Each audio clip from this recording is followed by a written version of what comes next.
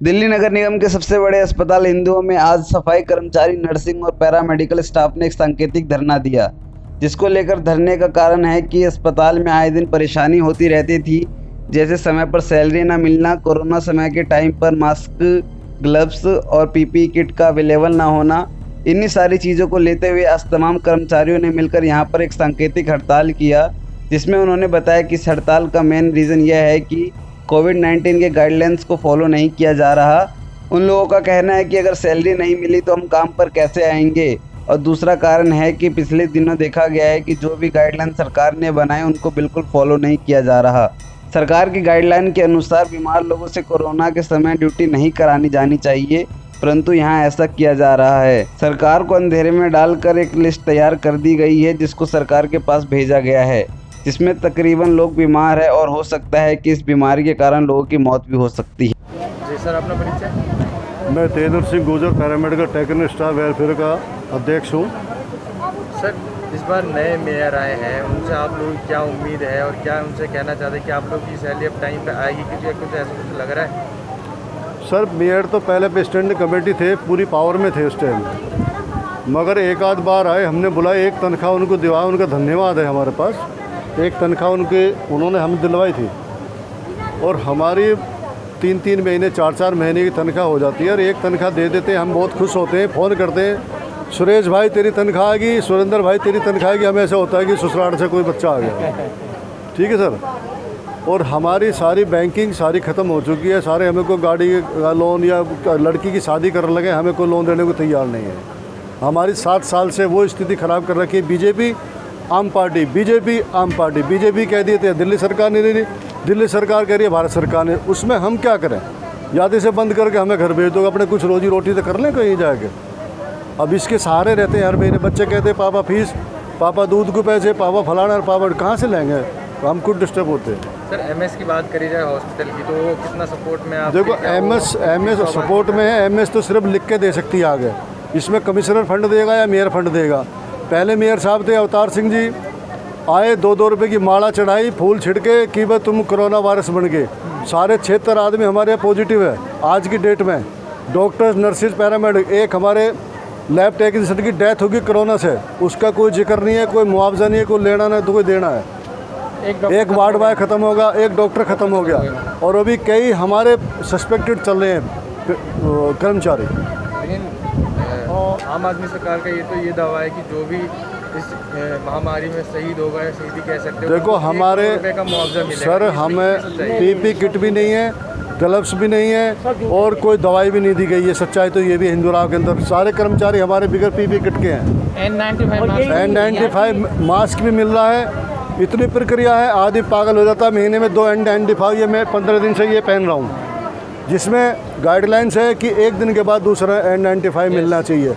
15 दिन हो गए मेरे को इस एक अपने घर में धो लेता हूँ, रात को सुखा देता हूँ, सुबह से पहन के आ जाता हूँ। और यही नहीं सुविधा नहीं है। और सैनिटाइज़र बना रही है हमारी लैब। मैं इनसे पूछना चाहता हूँ कि क्या इनके पास कोई ऐसे ICMR से या कहीं से इनके पास कुछ है जो है सैनिटाइज़र बना सकते हैं, या फिर हमारी किसी लैब से टेस्ट करा। हमारे लोगों के हाथ ख़राब हो गए हैं, जो हम सैनिटाइज़र लाइन में लग के हमें मिलता है, हमारी लैब बना रही है। इसका अगर किसी के हाथ ख़राब हो गए कौन जिम्मेवार होगा? जब दिल्ली सरकार दे रही है, MCD दे रही है, तुम क्यों परचेज नहीं कर रहे? तुम अपने यहाँ अगर ये बनाते हो तो दवाई भी बनाना शुरू कर दो। मतलब जितने भी सरकार के दावे हैं वो सारे खोखले, पोल ही पोल है। जब डॉक्टरों को 62 साल के बाद 3 साल के लिए रखा है कि तुम सेवा करोगे, 3 साल सेवा करोगे, मुझे कोई सेवादार यहाँ नज़र नहीं आ रहा सिवा तनख्वाह के।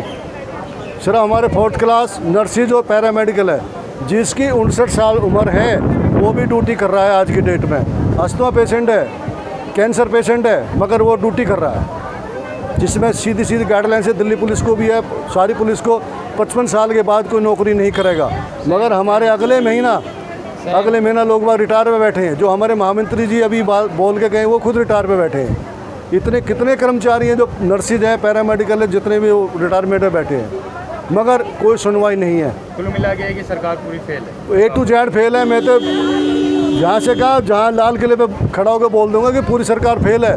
जब हमें पैसा नहीं है, हमें तनख्वाह नहीं है, 4 साल हो गए आयोग आए हुए, आयोग का एक पैसा नहीं दिया हमको, उसका ब्याज कहाँ जाएगा सर?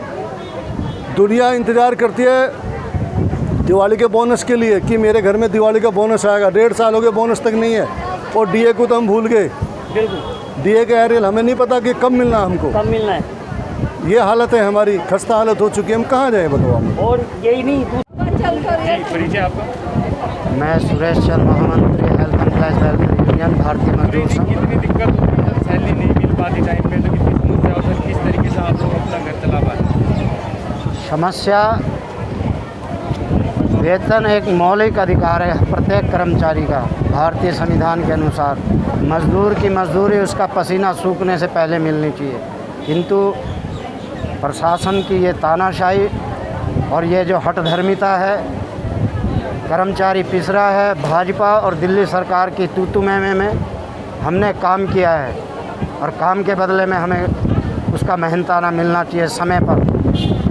पिछले 4 साल से 7वें वेतन आयोग को लागू हो चुके हैं, किंतु बड़ा दुख का विषय है, बड़ा खेद का विषय है कि अभी तक जहाँ दिल्ली सरकार और केंद्र सरकार के समस्त कर्मचारियों को इसकी राशि का भुगतान कर दिया गया है, बकाया राशि का, किंतु नॉर्थ एमसीडी के अंदर अभी तक किसी भी कर्मचारी को 7वें वेतन आयोग का एक भी पैसा नहीं दिया गया है। और तो और साउथ एमसीडी जो दिल्ली की है, साउथ एमसीडी के अंदर बकाया इस राशि का भुगतान कर दिया गया है, किंतु बड़े शर्म की बात है कि नॉर्थ एमसीडी के किसी भी सरकार या प्रशासन की ओर से इस ओर अभी तक किसी भी कर्मचारी की कोई सुध नहीं ली जा रही है। और ये बातें तो चलो मैं मान भी लूँ, किंतु वेतन तो एक बेसिक चीज़ है, मूलभूत सुविधा है।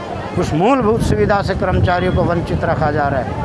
राष्ट्र के हित में करेंगे काम और काम के लेंगे पूरे दाम, यही हमारा स्लोगन है। यहाँ की सुरक्षा की तो आप लोग दिन रात लोगों की सेवा में लगे हुए हैं कोरोना महामारी में, तो आप लोग कितनी सुरक्षा यहाँ पे, कितनी पीपी किट वगैरह, ग्लव्स वगैरह क्या प्रोवाइड हो रहा है, नहीं हो रहा?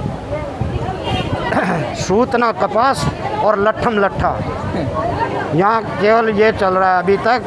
पिछले लगभग 13-14 दिन से इस अस्पताल को कोरोना घोषित कर दिया गया, कोविड-19 घोषित कर दिया गया, किंतु उसकी क्या रूपरेखा होगी, कितने पलंग होंगे, कितने आईसीयू में बेड होंगे, कितने इमरजेंसी में बेड होंगे, या कर्मचारियों की किस किस की ड्यूटी कहाँ लगेगी, कितने डॉक्टर करेंगे ड्यूटी, कितनी स्टाफ नर्सेस करेंगी, अगला पैनल कितने आदमियों का होगा, उनके रहने और खाने की व्यवस्था क्या होगी, उस विषय पर अभी तक प्रशासन ने कोई सकारात्मक निर्णय नहीं लिया है।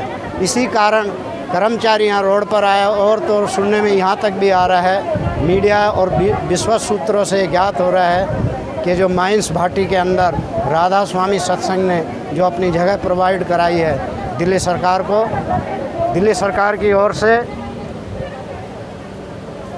वहाँ कर्मचारियों की किल्लत को बताया जा रहा है और अस्पतालों से कर्मचारियों को बुलाया जा रहा है। जहाँ कर्मचारियों के पास अपने घर चलाने के लिए पैसा नहीं है, मैं पूछना चाहता हूँ वहाँ जाने के लिए क्या साधन है, उनके रहने और ठहरने की क्या व्यवस्था है।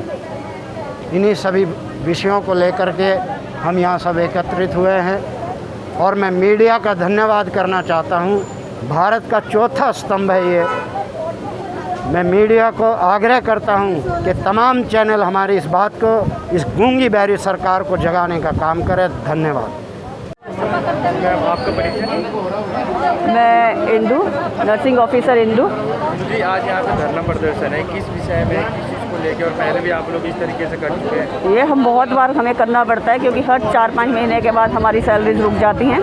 अभी फिर हमारी सैलरी 2 महीने से नहीं आई है, तीसरा महीना भी ख़त्म होने वाला है 2 दिन में। कुल मिला के हमारी एक तरह से 3 महीने की सैलरी 2 दिन के बाद ड्यू हो जाएगी। मैडम, आप लोग किस तरीके से अपना घर चलाते हैं, किस तरीके से आप लोगों का खर्चा मेंटेन होता है जबकि सैलरी नहीं मिलती है? बहुत मुश्किलों से। कोई भी सर्विस क्लास बंदा ये बात समझ सकता है कि हम किन मुश्किलों से गुजर रहे हैं। सिवाय हमारे एमसीडी के प्रशासन के और नेतागणों के, बाकी हर आम इंसान हमारी मुश्किल को समझ सकता है। बात करी जाए कोरोना की, तो आप लोग इतने सेवा कर रहे हैं, दिन रात लोगों की सेवा कर रहे हैं, तो आप लोग क्या पीपीई किट, ग्लव्स वगैरह प्रोवाइड हो रही है यहाँ पे? जी हाँ, पीपी किट प्रोवाइड हो रही है, लेकिन उसकी क्वालिटी इतनी घटिया है। और पीपी किट के साथ हमारे यहाँ सिर्फ एक पंखे के सहारे हमें छोड़ दिया जाता है कि आप इस पंखे के सहारे आप पीपी किट पहनिए और 6 घंटे या 12 घंटे ड्यूटी कीजिए। उसके बाद चाहे आप फेंट हो जाएं, चाहे आप डिहाइड्रेटेड हो जाएं, उसकी परवाह किसी को नहीं है। लोकल पीपी किट आ रही है।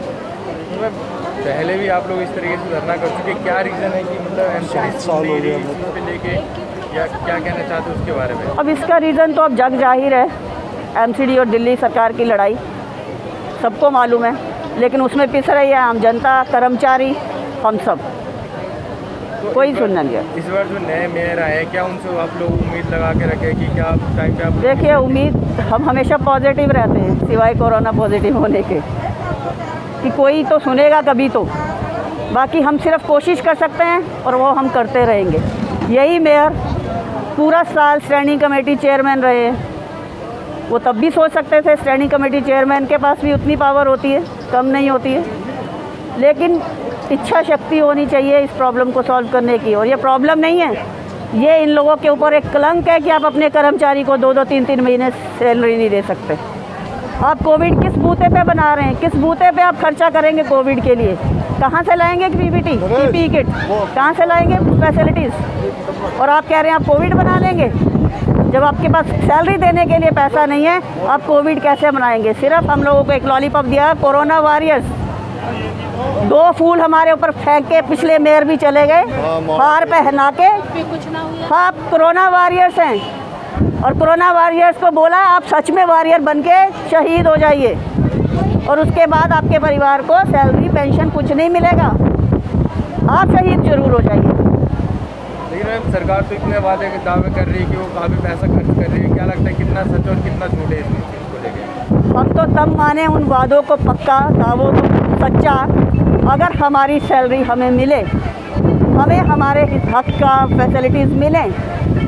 हमें काम करने से कोई परेशानी नहीं है, इतने सालों से काम कर रहे हैं और अच्छे से कर रहे हैं। और मैं पूरे गर्व से ये कहती हूँ कि इस हॉस्पिटल में, किसी भी हॉस्पिटल में कोई कर्मचारी मिले, कोई डॉक्टर मिले ना मिले, एक नर्स है जो हर समय अपने ड्यूटी रूम में मरीज को मिलेगी, उसके बाद भी हम सड़क पे हैं। अब देखने में आता है कि इसके संपर्क में आने के बाद कितने कर्मचारी हैं जो पहले से ही बीमार है और उनकी मौत भी हो सकती है। ये बहुत बड़ा सवालिया निशान है कि दिल्ली नगर निगम सरकार की गाइडलाइन को ना मानते हुए सरकार के साथ एक बड़ा धोखा का काम कर रही है, जिसके कर्मचारी की कोविड-19 के कारण मौत हो सकती है।